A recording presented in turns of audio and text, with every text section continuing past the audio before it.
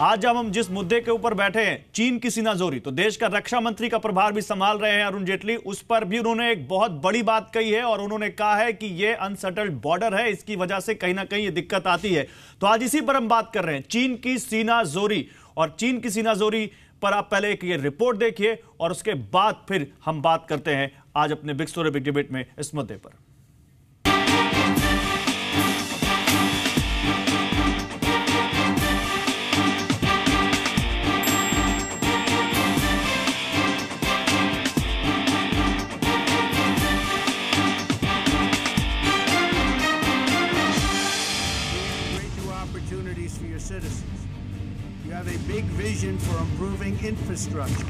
मोदी और ट्रंप की दोस्ती देखकर पाकिस्तान की नींदें उड़ी, ये पूरी दुनिया जानती है। अब देखिए कि चीन पर इस मुलाकात का कैसा असर हुआ है।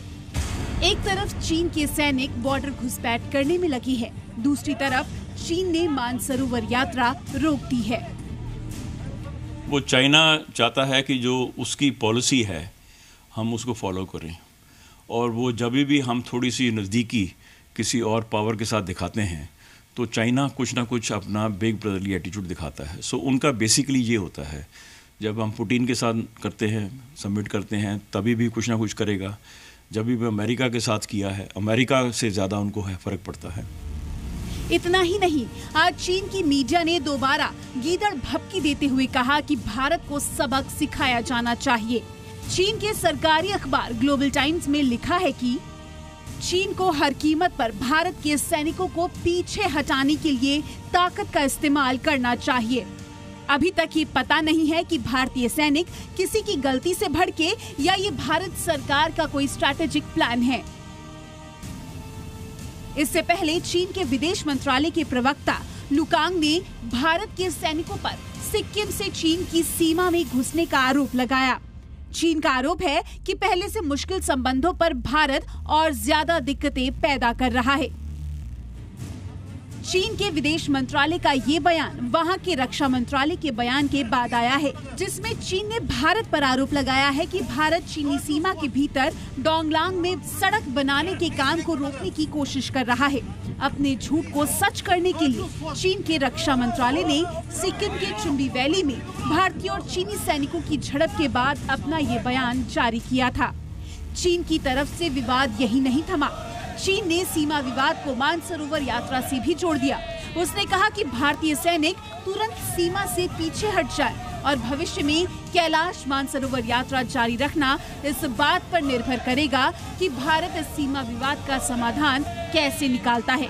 सीमा पर तनाव के चलते नाथुला दर्रे से कैलाश मानसरोवर जाने वाले 100 श्रद्धालुओं को चीन ने रोक दिया था और चीनी वीजा होने के बावजूद उन्हें गंगटोक वापस आना पड़ा। विवाद शुरू करने के बाद चीन ने उल्टे सीनाजोरी की और बीजिंग के साथ दिल्ली में भी डिप्लोमेटिक विरोध दर्ज किया। पिछले हफ्ते चीन ने सिक्किम की सीमा से घुसपैठ करने की कोशिश की। चीन के सैनिक सिक्किम के चुम्बी वैली इलाके में घुस आए और भारतीय सैनिकों के साथ हाथापाई करने लगे। चीनी सैनिकों ने भारतीय सैनिक के 2 बंकरों को भी तोड़ दिया।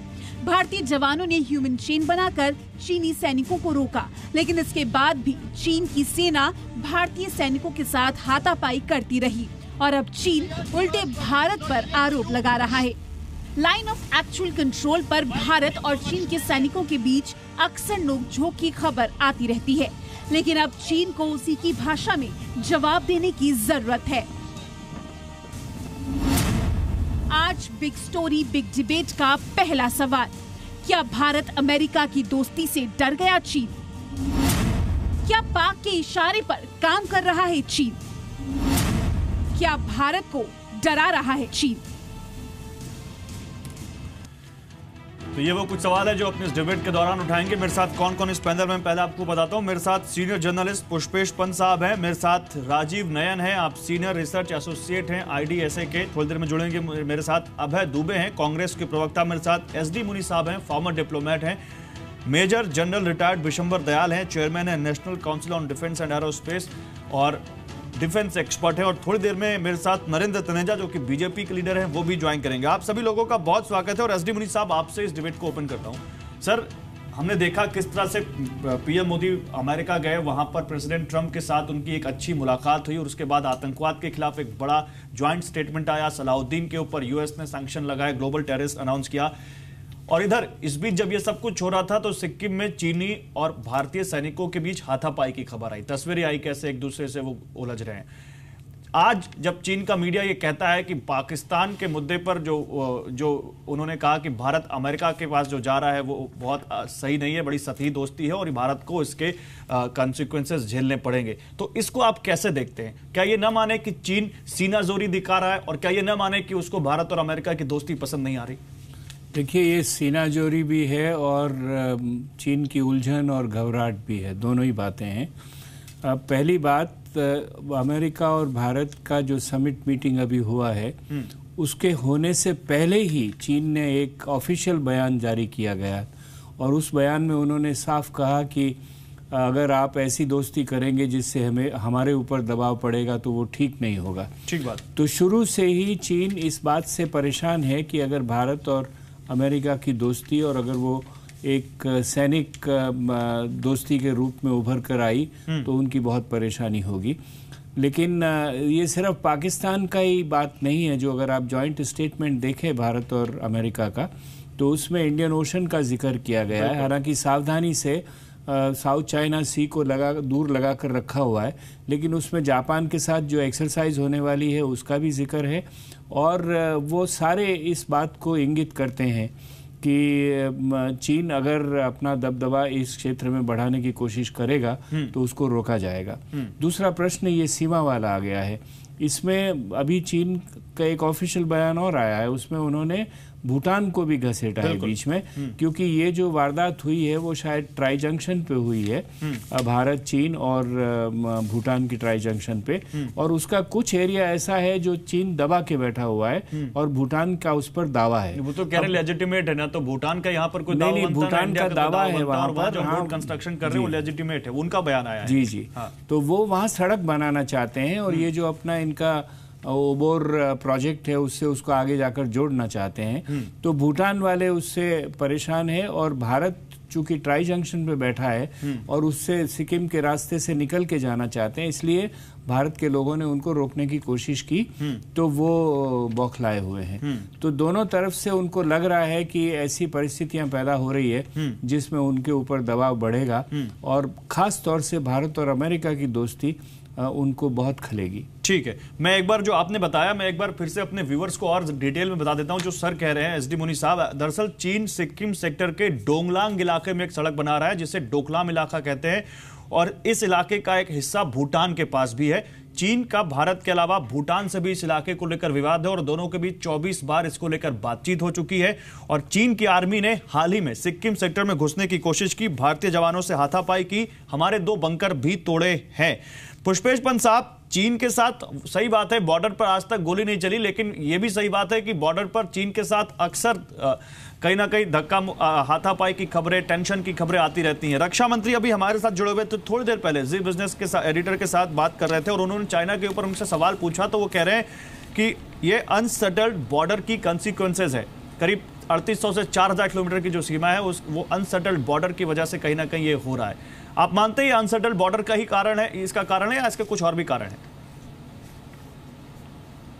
नहीं, देखिए, प्रमुख कारण तो अनसेटल्ड बॉर्डर ही है और मुझे लगता है कहीं ना कहीं दो टूक यह भी समझने की जरूरत है कि जब पूर्व प्रधानमंत्री मनमोहन सिंह ने यह कहा था कि हमारे चीन के साथ आर्थिक संबंधों की नजाकत को समझते हुए, उनके महत्व को समझते हुए हमको सीमा विवाद को ठंडे बस्ते में डाल देना चाहिए, तो ये उस सीमा विवाद को ठंडे बस्ते में डालने का नतीजा है कि आज तक ये अनियोजित सरहद आपको नजर आती है। और मुझे लगता है कहीं ना कहीं चीन से डरने वाली जो प्रवृत्ति पूर्ववर्ती सरकार की थी वो इस सरकार की नहीं है। अब इस सरकार के 56 इंच के सीने पे कितने ही कटाक्ष किए जाए, मगर मेरे ख्याल में इस सरकार का संकल्प भारत की एकता और अखंडता के लिए अपनी पूर्ववर्ती सरकार से कहीं अधिक है। अब मुझे लगता है एक पक्ष में सिर्फ जोड़ना चाहूंगा, मेरे मित्र डॉक्टर मुनि ने जो कुछ कहा उससे मैं पूरी तरह 100% सहमत हूं। मुझे लगता है कि चीन के सामने एक लालच इस समय ये भी है कि एक तो जब भी शी भारत आए थे तो सीमा पर घुसपैठ हुई थी। जब कोई बड़ी चीज होती है तो चीन भारत पर दबाव बढ़ाने की कोशिश करता है ताकि ये कह सके कि आज भी उसका पल्ला एशिया की राजनीति में और विश्व की राजनीति में भारत से ज्यादा भारी बैठता है। आज जो अस्थिर स्थिति उत्तर पूर्वी सीमांत में गोरखालैंड की है, उससे भी चीन को ये लालच होता है कि देखिए भूटान के दक्षिणी प्रांत में भी पहले एक बार नेपाली प्रवासियों को लेकर कुछ मनोमालिन्य रहा है और नेपाली शरणार्थियों के जो भूटान से नेपाल गए थे उनके मानवीय अधिकारों का चर्चा भी होता रहा है। तो ये बात जग जाहिर है कि चीन नेपाल में, म्यांमार में, भूटान में हर जगह भारत पर दबाव बढ़ाना चाहता है। और इस स्थिति में जो सिक्किम में अगर आप देखें तो कंचनजंगा का एक हिस्सा भारत में, एक हिस्सा नेपाल में और एक उसका मुख पार्श्व खुलता है चीन की तरफ।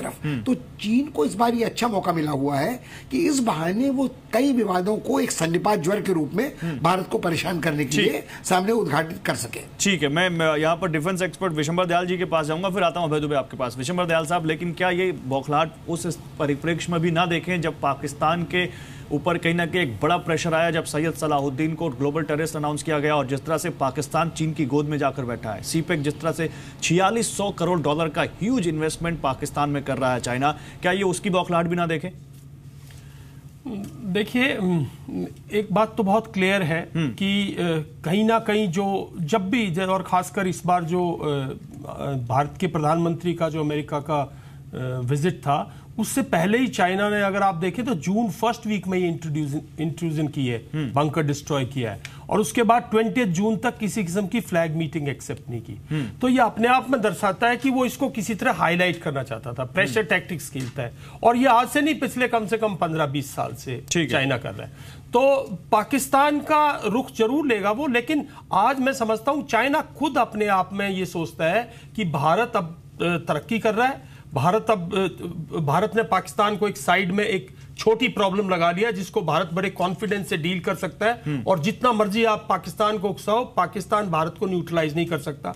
पाकिस्तान के इंडिया के चीफ ने बोला है कि हम 2 फ्रंट पे नहीं 2.5 फ्रंट पे वॉर करने को तैयार हैं। इसका मतलब चाइना आज देखता है भारत को ना कि एक डिफेंस थ्रेट बल्कि ऑल्सो एक इकोनॉमिक थ्रेट। जैसे हमारी इकोनॉमी ग्रो कर रही है, जैसे जैसे हमारे इकोनॉमिक ग्रोथ उनसे क्लोज होता जा रहा है, खुद कहा है तो उसको चाइना, एक मैं समझता हूं उसको चाइना डीरेल करने की कोशिश करता है। ये सारा खेल चाइना ने, प्रेशर देखो, पूरा कश्मीर की सिचुएशन देखो, ये 91 में जब हमने इकोनॉमी ओपन किया ना, ये सारा चाल चाइना ने तब ये जाल बिछाना शुरू किया ताकि हमारा इकोनॉमिक ग्रोथ ना हो। हमारे इकोनॉमिक ग्रोथ से लगता है जहां तक ये पर्टिकुलर केस है, मैं मानता हूं इन लोगों से कि ये बड़ा ये जो ट्राई जंक्शन है बहुत सेंसिटिव है, ये तीनों के लिए, भूटान के लिए भी बहुत सेंसिटिव है। और ये जो इस बार हादसा हुआ है इस पे मैं समझता हूं अब तक हमने, और अनसेटल्ड बॉर्डर है, there is no doubt, but Sikkim का बॉर्डर जो है 10 साल से या किसी किस्म की कोई हरकत नहीं थी। तो इस फ्रंट को सिक्किम की साइड तो वो प्रेशर टैक्टिक्स अपना रहे हैं, वो कह रहे हैं नाथुला दर्रा तब खोलेंगे। नहीं, ये देखिए वो कहीं टिकल करना चाहता है आपके नागरिकों को।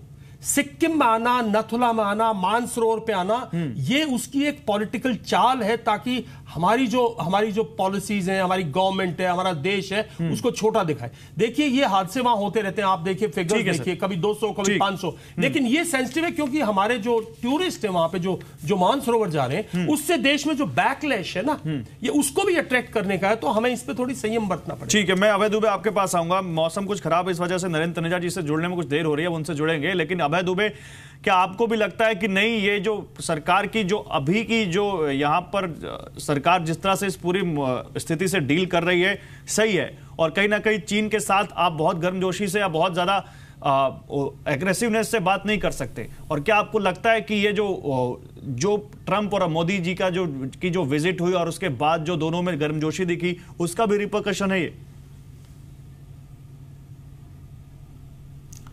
देखिए गौरव जी, पहले तो मैं ये बता दूं देश के रक्षा मंत्री और वित्त मंत्री जी को कि 3486 किलोमीटर की बॉर्डर शेयरिंग चाइना के साथ है। उसमें सिक्किम का जो 220 किलोमीटर का एरिया है वो सेटल्ड है और बाकायदा अनुबंध के आधार पर सेटल्ड है। जो पुष्पेन पंत जी ने कहा कि पिछली सरकारों ने सबक नहीं सिखाया, तो शायद वो 14 अक्टूबर 1967 में नाथुला का और 1 अक्टूबर 1967 में चोला का इंसिडेंस भूल गए, जब चाइनीज सेना को परास्त करके वहां से हम लोगों ने भगाया था।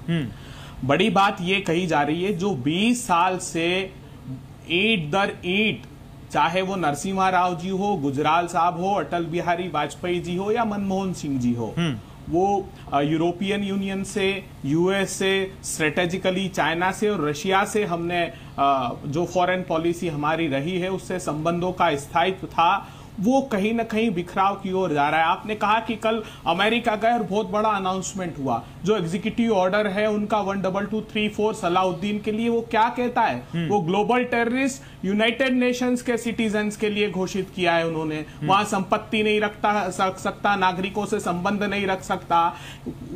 अंतर्राष्ट्रीय परिप्रेक्ष्य में क्या, वो तो यूनाइटेड नेशंस का 1267 की सिक्योरिटी काउंसिल में घोषित कराएगा, तब इंटरनेशनल ग्लोबल टेररिस्ट को घोषित होगा। एक बात, बड़ी बात यह है कि H1B वीजा जो फाइनेंशियल रेमिटेंस हमारा 14 में देखिए। लेकिन अभय जी, मैं चाहता नहीं था आपको बीच में टोकूं, लेकिन मुझे लगता है आपको आपसे एक सवाल तो बनता है। वो अमेरिका जो पाकिस्तान को इतनी एड देता है, वो वहां के एक ऐसे शख्स को जो भारत में आतंकवाद फैलाता रहा है, भारत उसके खिलाफ आवाज उठाता रहा है, उसको अगर ग्लोबल टेररिस्ट अनाउंस करे और उस ग्लोबल टेररिस्ट को जब अनाउंस करे तो उसमें कहे कि ये वो शख्स है जिसने कश्मीर में आतंकवाद फैलाने की कसम खा रखी है, ये वो शख्स है जिसने कसम खा रखी कि कश्मीर को भारतीय फौजियों की कब्रगाह बना देगा, तो आपको ये कोई रिकॉग्निशन नहीं लगता? आपको ये कोई बड़ी बात नहीं लगती? बड़ी बात गौरव जी जब लगती मुझे, जब नॉन नाटो अलाई जो पाकिस्तान है उसको वो डीनोटिफाई कर देते। बड़ी बात जब लगती जब कहते तो तो बिल है भी को कि आप क्या रह रहा है वो हिंदुस्तान का नागरिक आतंकी। सुन लीजिए, एक मिनट सुन लीजिए आप। हिंदुस्तान ने क्या मांगा था अमेरिका से? AV4 कॉम्बैट ड्रोन दीजिए। उन्होंने क्या दिया? जो सर्विलेंस ड्रोन है, मेरीटाइम सर्विलेंस ड्रोन है, वो दिए। क्या किया? 3 दिन पहले प्रधानमंत्री जी की यात्रा के उनके वाइस प्रेसिडेंट कहते हैं प्रेस कॉन्फ्रेंस में कि India and China is eating our lunch. वो कहते हैं पेरिस कन्वेंशन से बाहर इसलिए होना पड़ता है क्योंकि विश्व का सबसे प्रदूषित हिंदुस्तान ये लाभ उठा रहा है। तो मुझको लगता है कि हमको एक धेले का फायदा नहीं दिया। और दूसरा जो स्ट्रेटेजिकली, चलिए भारतीय जनता पार्टी ने, आप और हम डिबेट में थे, बहुत बात की थी जब NSG का विरोध हुआ, चाइना ने किया, तब कहा कि जो ट्रेड डेफिसिट है चाइना का, जो चाइना हमारे यहाँ डंप कर रहा है माल, वो नहीं होने देंगे। $36 बिलियन से $52 बिलियन तक पहुंच गया ट्रेड डेफिसिट चाइना के साथ। अमेरिका क्या कहता है? अमेरिका ने प्रेस कॉन्फ्रेंस में ट्रंप साहब ने कहा कि जो ट्रेड प्लस कंट्री हमारे लिए अमेरिका है, उन्होंने कहा $24 बिलियन को इसको कम करूंगा। इसका अर्थ ये हुआ कि IT के बाद टेक्सटाइल और फार्मास्यूटिकल कंपनी खतरे में हिंदुस्तान। सर ये तो आप अपना कंक्लूजन निकालिए, लेकिन अमेरिका साथ में ये भी तो कह रहा है कि भारत एक तेजी से बढ़ती अर्थव्यवस्था है। देखिए, आप चाइना से इस बात का दबाव बना सकते हैं, वो जब इतना बड़ा इंपोर्ट उसका हमारे यहाँ है, तो हम ठीक है, मैं आपकी बात समझा कि हम इस ट्रेड इंबैलेंस के जरिए चाइना पर दबाव क्यों नहीं बना रहे। मेरे साथ नरेंद्र तनेजा थोड़ी देर में जुड़ रहे हैं, वो एनर्जी एक्सपर्ट भी हैं, ट्रेड के बारे में वो जानते हैं, जुड़ गए। नरेंद्र तनेजा जुड़ गए मेरे साथ। नरेंद्र तनेजा, स्वागत है आपका जी बिजनेस पर। नरेंद्र तनेजा, सवाल यहां पर यह है कि पाकिस्तान के एक ड्रेडेड आतंकवादी को आप लोगों ने ग्लोबल टेररिस्ट अनाउंस करवा दिया, लेकिन चीन जो कि पाकिस्तान का सबसे बड़ा मददगार है, वो अभी भी आंखें दिखा रहा है, देश को आंखें दिखा रहा है। सिक्किम में जो हुआ वो सामने है, उसके बाद उनके रक्षा मंत्रालय का बयान, विदेश मंत्रालय का बयान, वो कह रहे हैं कि अमेरिका से दोस्ती आपकी सती है और कोई बचाने नहीं आएगा आपको। और यहाँ पर कांग्रेस पार्टी ये कह रही है कि अमेरिका के दौरे से मोदी जी को कुछ मिला नहीं है, आपके पास इतना बड़ा इंबैलेंस है, इतना ज्यादा डंप करता है चाइना यहाँ पे माल, आप उसके जरिए प्रेशर क्यों नहीं बनाते उस पर? वो आप पे प्रेशर बना रहा है कि मानसरोवर यात्रा रोक देंगे जब तक सिक्किम से सैनिक नहीं हटाओगे।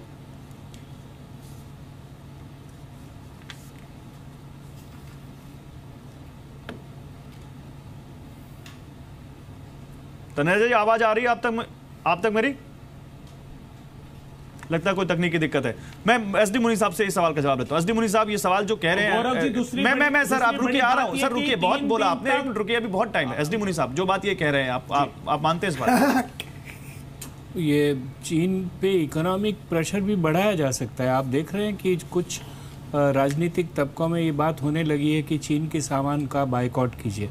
वो कहाँ तक सफल होगा या कहाँ तक व्यावहारिक होगा, इसके ऊपर बहस हम फिर करेंगे।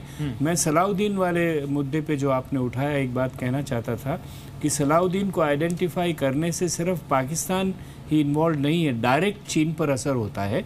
और वो इस तरह होता है कि चीन अभी पीओके में प्रोजेक्ट लेके काम कर रहा है वहाँ पर, उसके लोग सीपैक के अंडर भी और पहले से भी सीपैक से पहले से वो पीओके में पावर प्रोजेक्ट्स पे ऊपर काम कर रहा है। और उन काम को आगे चलाने के लिए उनको इस तरह के टेररिस्ट ऑर्गेनाइजेशन और लीडर्स को एक सिंपैथेटिक दृष्टिकोण से देखते हैं ये लोग। क्यों देखते हैं? दो वजह है उसकी।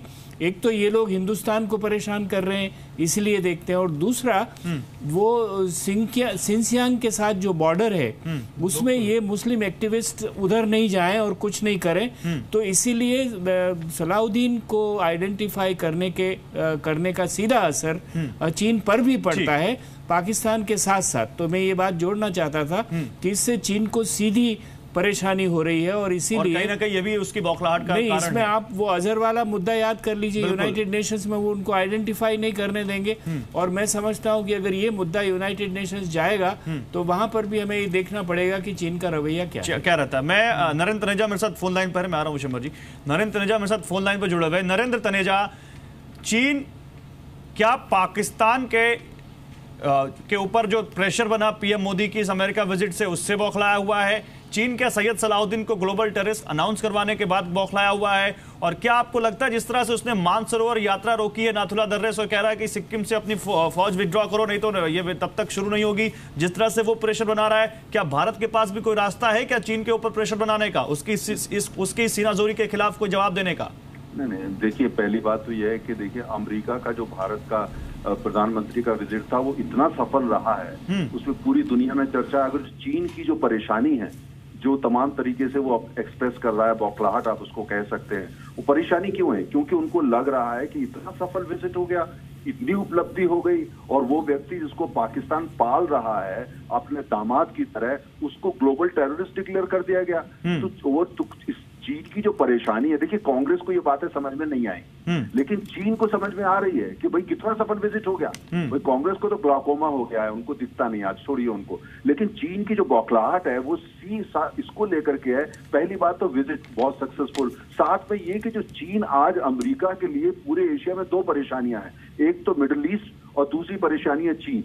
और उनको पता है अमेरिका को भी कि भाई भारत एक मात्र ऐसा देश है जिसकी स्वतंत्र विदेश नीति है, जिसकी आर्थिक सामर्थ्य है, जिसकी बौद्धिक सामर्थ्य है, जिसकी सामाजिक सामर्थ्य है, जो कई गुण मिला के अमेरिका या चीन जो है अमेरिका का साथ दे सकता है, अमेरिका के साथ हो सकता है। और चीन को कहीं ना कहीं अगर चीन ऐसी हरकत करता है जो हमारी राष्ट्रीय हितों के खिलाफ है, दोबारा बोल रहा हूं, नहीं, लेकिन चीन का ग्लोबल टाइम्स क्या लिखता है सर चीन का ग्लोबल टाइम्स क्या लिखता है? कहता है भारत को चौकी बनाना चाहता है एशिया में अमेरिका, और ये कोशिशें पहले भी हो चुकी हैं, लेकिन मालूम है सबको कि भारत चीन का जवाब नहीं हो सकता।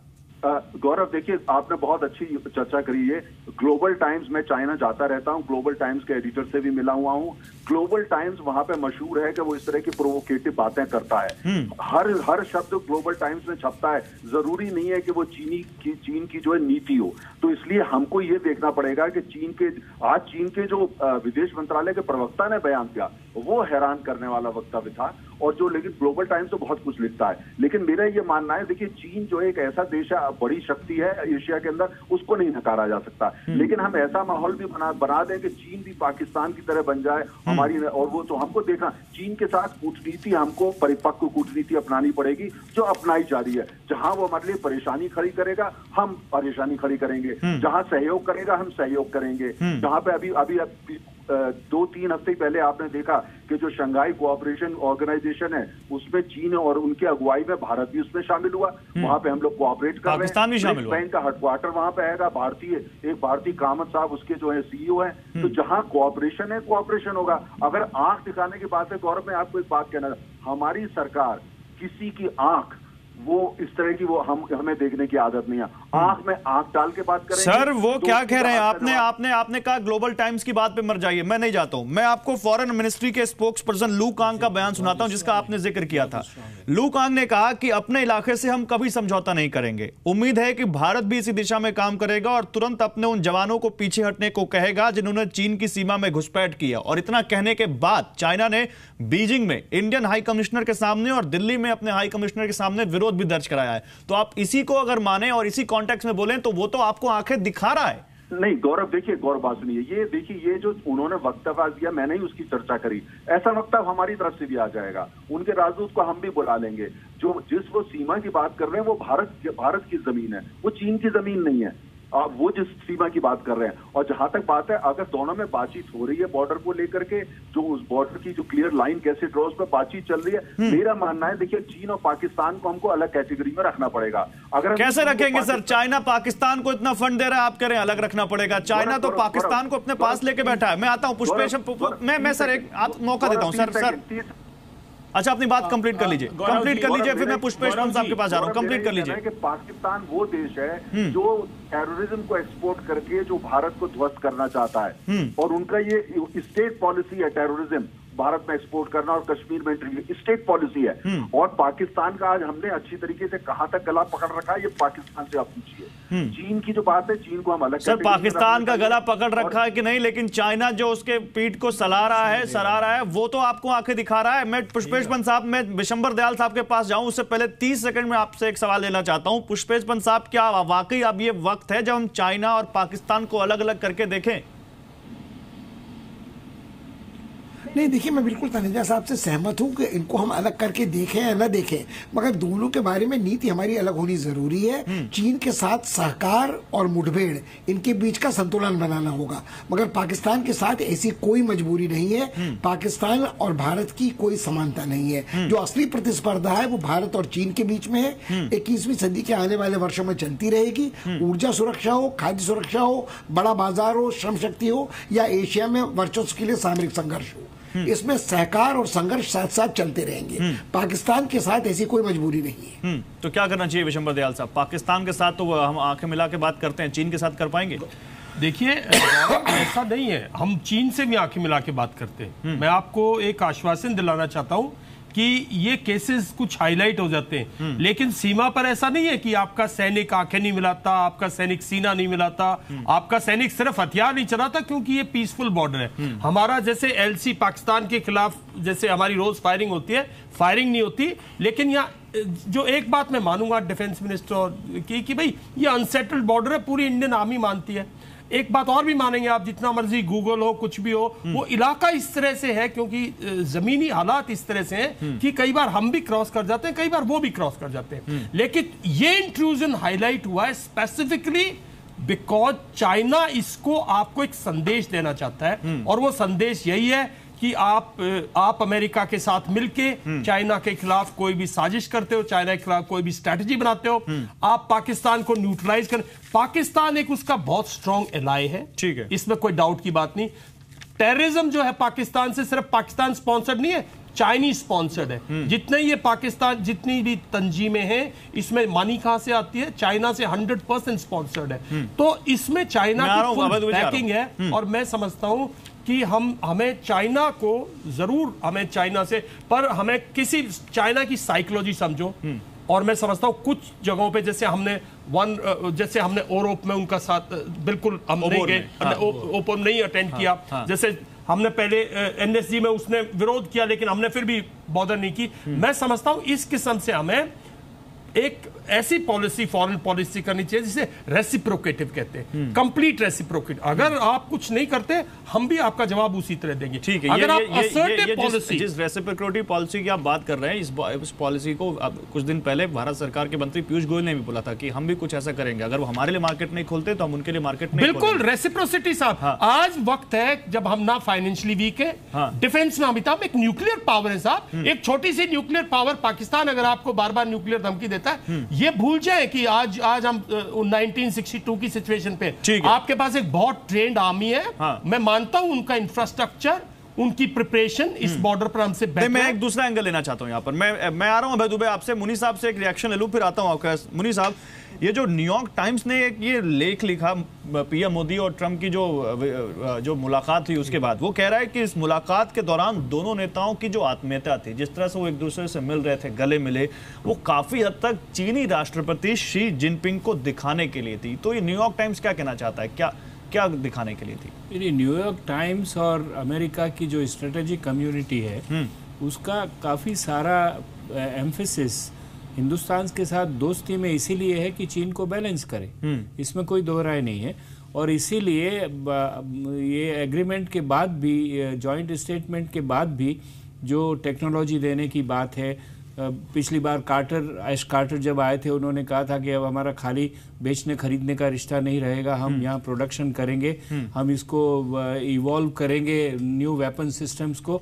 ये सब इंडिकेशंस से चीन घबराया हुआ है और वो देखता है कि अगर वाकई इस तरह की रिश्तेदारी बढ़ गई भारत और अमेरिका के बीच में, जिसके साफ आदेश नजर आ रहे हैं, तो वो चीन की प्रभुत्व के लिए एक बहुत बड़ा खतरा है। चीन की कोई स्वाधीनता या जमीन के लिए खतरा नहीं है, चीन के प्रभुत्व के लिए खतरा है। एक बात और मैं कह दूं, आपने कहा कि इकोनॉमिक प्रेशर हम लगा सकते हैं कि नहीं लगा सकते। इकोनॉमिक प्रेशर भी लगा सकते हैं, लेकिन उसके अलावा जो हमारा अंडमान निकोबार है, एक ऐसी जगह बैठा हुआ है, अगर आप इसको बहुत सशक्त बेस बना दें, जिसका प्रयोजन पहले ही बताया जा चुका है लेकिन काम बड़ा धीमे चल रहा है, उससे भी चीन बौखला जाएगा। क्योंकि चीन का अभी, जब तक ये ओबोर बने ना बने, कम से कम 80-90% ट्रेड एनर्जी का भी और दूसरा भी वो मलाका स्ट्रेट से जाता है। और चीन के प्रधानमंत्री ने खुद कहा है कि मलाका डायलेमा हमारी बहुत बड़ी उलझन है। बिल्कुल, और इस बात का, जिस ओबोर की आप बात कर रहे हैं, जिसके तहत वो सीपेक बना रहे हैं, चाइना पाकिस्तान इकोनॉमिक कॉरिडोर बना रहे हैं, उसमें उसका अंदाजा आप इससे लगा सकते हैं कि $4600 करोड़ का इन्वेस्टमेंट वो कर रहे हैं। पीओके का कुछ हिस्सा भी उसमें शामिल है, जो ग्वादर पोर्ट तक वो बना रहे हैं और शिनजियांग प्रांत से। और दूसरी बात यह है कि उसका एक, अबे दुबे मैं आपके पास आता हूं, लेकिन अपने दर्शकों की जानकारी के लिए बता दूं कि उसका एक आप अंदाजा इस बात से लगाइए कि जो सामान चाइना से पाकिस्तान 16 से 20 दिन तक जाता है, 20 दिनों में जाता है, वो 48 घंटे में पहुंच जाएगा उस सीप के तैयार होने के बाद। तो सोचिए कितनी ज्यादा मजबूती चाइना को मिलेगी। अबे दुबे, गौरव, मैं न्यूयॉर्क टाइम्स पे कुछ कमेंट करना चाहता हूं। ये जो न्यूयॉर्क, अच्छा ठीक है, आप बोलिए फिर। देखिए, मैं जल्दी से बताना चाहता हूं। देखिए, एक अमेरिका के अंदर एक बहुत बड़ा स्ट्रेटेजिक ग्रुप ये चाहेगा इस टाइम पे कि किसी तरह इंडिया और चाइना जो है वो एंगेज हो जाए, किसी डीप एंगेजमेंट। ठीक है, वो चाहेंगे टू डाइवर्ट, बिकॉज आज के दिन सबसे ज्यादा अमेरिका को वक्त चाहिए टू रीओरिएंटेट इटसेल्फ, रीओरिएंटेट इकोनॉमी, अपने घर में वो सुदृढ़ होना चाहता है। तो मैं समझता हूं हमें हर चीज जो न्यूयॉर्क टाइम्स वगैरह में जो उकसाने की बातें हैं, उन्हें भारत सरकार को बड़ी उससे देखना चाहिए। ठीक है, मैं तो इसलिए पूछा था कि एक रिनॉन बिल्कुल वो इसको दिखाना चाहेंगे कि anti China, this is anti China, ताकि हम कहीं एंगेज करें, और हमें एंगेज नहीं करना चाहिए। ठीक है, अबे दुबे, मैं ये सवाल लेके आ रहा हूं। नरेंद्र तनेजा कह रहे हैं कि कांग्रेस को दिखता हो या ना दिखता हो, देश को दिख रहा है। तो क्या वाकई अब क्या पॉलिटिक्स तो आप सब करते हैं, आपका धर्म है, आपको करनी भी चाहिए, लेकिन उस जगह पे पॉलिटिक्स क्यों जहां पर देश हित खड़ा है? देश हित के साथ राजनीति का जो खेल है, देखिए अभी नरेंद्र तनेजा जी ने कहा कि संघाई कोऑपरेशन ऑर्गेनाइजेशन में गए प्रधानमंत्री जी, वहां नवाज शरीफ जी की माता जी की मिजाज पुरसी तो करते हैं, वो पूछते हैं कि कैसी है, लेकिन भारत के सैनिकों की मां का हाल पूछा प्रधानमंत्री जी जाकर? आपने कहा था water and blood can not flow together, Indus water treaty को रिव्यू करूंगा। 20 मार्च को आपने 10 लोगों का दल भेजा, वहां पर कोई इस संदर्भ में चर्चा प्रधानमंत्री जी आपने नहीं की। आपने कहा था मोस्ट फेवर्ड नेशन का दर्जा में रिव्यू करूंगा, आपने south Asia free trade agreement के रिव्यू की बात की। अब आज भी आप पाकिस्तान के प्रति खुद तो सद्भावना रखते हैं और विश्व के दूसरे देशों से अपेक्षा रखते हैं कि उनके खिलाफ कार्रवाई करें, तो ये आपको करनी पड़ेगी। जहां तक चाइना का प्रश्न, ये बात बिल्कुल ठीक है, क्योंकि साउथ चाइना सी में भी अभी हमने जॉइंट एक्सरसाइज जापान, अमेरिका और हिंदुस्तान ने की है, और इंडियन ओशन में भी हम उसको शेप देने वाले हैं। तो चाइना तो स्ट्रेटेजिकली उसको ये लगता है, इसमें कोई संदेह नहीं, लेकिन हमको इन परिस्थितियों का अगर अमेरिका से लाभ मिलता है तो हमको लेना चाहिए। अन्यथा मैंने पहले भी डिबेट में कहा कि चाइना से रिलेशन हमको अलग तरीके से डील करने चाहिए, और पाकिस्तान के साथ व्यवहार हमारा, क्योंकि वो भय से प्रीत रखने वाला देश है पाकिस्तान, चाइना के साथ हमारी इतनी ट्रेड की टाइज है कि वो हम अपनी शर्तों पर चाइना से को मनवा सकते हैं, कि चाहे वो एनएसजी का प्रश्न हो, चाहे वो टेररिज्म का प्रश्न हो, तो हमको इस दिशा में काम करना ही चाहिए। मगर इस पर मैं तो ये पूछ रहा था कि ठीक है, आप सजेशन देते तो बहुत अच्छा लगता है, लेकिन आपने कुछ बड़े सवाल खड़े कर दिए, तो मुझे लगा कि क्या यहाँ पर राजनीति करनी चाहिए। पुष्पेश पंत साहब, एक छोटा सा कमेंट आपका भी यहाँ पर, फिर मैं आ रहा हूँ नरेंद्र तनेजा आपके पास। नहीं, देखिए मुझे लगता है राजनीति तो निश्चित रूप से होती रहेगी और वो राष्ट्रीय हित के प्रश्न पर भी होगी। कांग्रेस इतनी बुरी तरह से जनाधार अपना गंवा चुकी है और बार बार शिकस्त खा चुकी है कि यदि वो राष्ट्रीय हित के प्रश्न पर भी अगर एक हो जाती है, एकमत हो जाती है सरकार के साथ, तो फिर उसके लिए अस्तित्व का संकट और भी गहरा हो जाता है। दुर्भाग्यपूर्ण स्थिति है कि चीन हो, कश्मीर विवाद हो, कोई भी हो, इन विवादों की शुरुआत अभी जो अभय दुबे जी याद दिला रहे थे मुझे 67 में कितनी शिकस्त हमने चीन को दी, ये सारी उन नेहरू युगीन भूलों का नतीजा है जो आज तक देश भुगत रहा है। ठीक है, मैं चाहता हूं नरेंद्र तनेजा जी से एक फाइनल कमेंट लिया जाए। सवाल समय मेरे पास है नहीं। नरेंद्र तनेजा जी आज भी अपनी नाकामियों को छुपाने के लिए इतिहास के साथ प्रतिशोध ले रहे हैं। पुष्पेश पंत जी जैसे लोग इतिहास के नहीं प्रतिशोध कहां ले रहे हैं, वो तो अपना अनुभव हमारे सामने रख रहे हैं। हम जैसे पॉलिटिकल साइंस के स्टूडेंट उनसे बहुत कुछ सीखते हैं सर, आप उन पे सवाल मत उठा दीजिए। लेकिन अभय दुबे रुकिए। नरेंद्र तनेजा, मेरे पास वक्त कम है। नरेंद्र तनेजा, ये बताइए इस समस्या का हल निकालने के लिए हम क्या देखेंगे आने वाले दिनों में? देखिए, एक बात हमको ध्यान रखना पड़ेगा, पश्चिम में बहुत सारे लोग हैं वो ये चाहते हैं कि हमारे और चाइना में भिड़ंत हो, हमें उससे बचना पड़ेगा। और ऐसे कुछ लोग कांग्रेस में भी हैं, हमको उससे बचना पड़ेगा। हमको ये देखना है हमको पाकिस्तान का ठीक तरह जवाब देना है जो हम दे रहे हैं, और अपनी अर्थव्यवस्था, अपना समाज को हमने ठीक करना है। भारत को अंदर से मजबूत बनाना है, बाहर से मजबूत बनाना है। उसके लिए हमें समय लगेगा। कांग्रेस ने जो 70 साल की भूलें करी है उसको भी हमने ठीक करना है। ठीक है सर, लेकिन ओके, समय खत्म हो चुका है। फोकस उसी पे है। चाइना पॉलिसी हमारी अलग है, पाकिस्तान पॉलिसी अलग है, और हिंदुस्तान ने इससे अच्छी चाइना पॉलिसी या पाकिस्तान पॉलिसी इतिहास में कभी नहीं देखी। ठीक है सर, बहुत शुक्रिया आप सभी का हमारे साथ जुड़ने के लिए। तो चीन की ये जो सीनाजोरी है, जिस तरह से वो सीनाजोरी करने की कोशिश कर रहा है, क्या इससे निपटने के लिए भारत सही दिशा में कदम आगे बढ़ा रहा है? और जो अभी तक देखने को मिला पीएम मोदी के साथ, जो प्रेसिडेंट ट्रंप के साथ पीएम मोदी की जो वहाँ पर गर्मजोशी दिखी, जो वहाँ पे उनकी आपस में वहाँ पर बॉडी लैंग्वेज दिखी, क्या उसकी वजह से भी चीन चिढ़ा है? और सलाउद्दीन पर जो सैंक्शन लगाए गए, क्या वो भी चीन के चिढ़ने का एक बड़ा कारण है? ये जरूर कहीं ना कहीं इसके आसपास दिखता है। फिलहाल हमारे बिग स्टोरी बिग डिबेट के खास कार्यक्रम में आज बस इतना ही। नमस्कार।